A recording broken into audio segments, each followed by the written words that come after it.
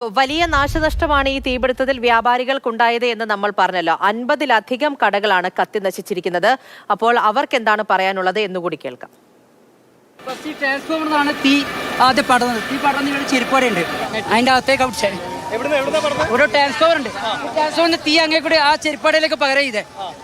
ഈ ട്രാൻസ്ഫോമർ തീ സ്പാർക്കായിട്ട് ACP full കത്തി പിന്നെ ഉള്ളിലേക്ക് പോയി. എന്നിട്ട് നമ്മളവിടെ ഫുൾ സാധനം തീ പിന്നെ മൊത്തം ACP ആയതുകൊണ്ട് പിടിച്ച് കടയിൽ നമ്മളെല്ലാ സ്റ്റാഫും കടയിലെല്ലാവരും ഉണ്ട്. നമ്മളെല്ലാവരും ഓടി രക്ഷപ്പെട്ടതാ. ഇല്ല, ഇപ്പൊ ആരും കുടിയും കുഴപ്പമൊന്നുമില്ല. ഇപ്പൊ ഫയർഫോഴ്സ് അപ്പുറത്തെ സൈഡിൽ ഇപ്പൊ ഈ ചുരുക്കം പറഞ്ഞാൽ ഇതൊരു റൗണ്ട് കോംപ്ലക്സ് ആണ്. ഈ കോംപ്ലക്സ് എല്ലാ സൈഡിലും ഇപ്പൊ തീ പിടിച്ചിട്ടുള്ളത്. എന്നിട്ട് ഇപ്പൊ ഫയർഫോഴ്സ് അപ്പുറത്തെ സൈഡിൽ നിന്ന് ഇപ്പൊ ആദ്യം നമുക്ക് 2 ഫയർഫോഴ്സ് മാത്രമേ കിട്ടിയിട്ടുള്ളൂ. അതുകൊണ്ട് കുറച്ച് അവരെ പറഞ്ഞിട്ട് കാര്യമില്ല, അവർക്ക് വരാൻ കഴിയുന്നില്ല, ഫുൾ ബ്ലോക്ക് ആയതുകൊണ്ട് അവരെ നമ്മൾ കുറ്റപ്പെടുത്തുന്നില്ല.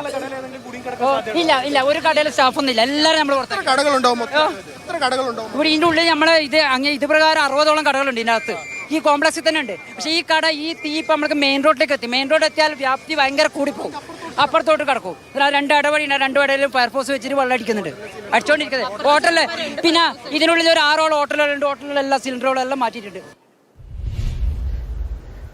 ഈ പറഞ്ഞതുപോലെ തന്നെയാണ് വലിയ നാശനഷ്ടം തന്നെയാണ് റിപ്പോർട്ട് ചെയ്തിട്ടുള്ളത്. പക്ഷേ മറ്റാർക്കും പരിക്കുകളും മറ്റൊന്നും ഇല്ലാത്തതാണ് ആശ്വാസകരമായി നിൽക്കുന്നത്. ഒരുപക്ഷെ തളിപ്പറമ്പ് ആ ഒരു മേഖല കണ്ടതിൽ വെച്ചും ഏറ്റവും വലിയൊരു തീപിടുത്തം തന്നെയാണ് ഉണ്ടായിരിക്കുന്നത്. എങ്ങനെയാണ് ഈ തീപിടുത്തം ഉണ്ടായത് എന്നത് സംബന്ധിച്ച അന്വേഷണം ഇനി നടക്കുന്നതായിരിക്കും.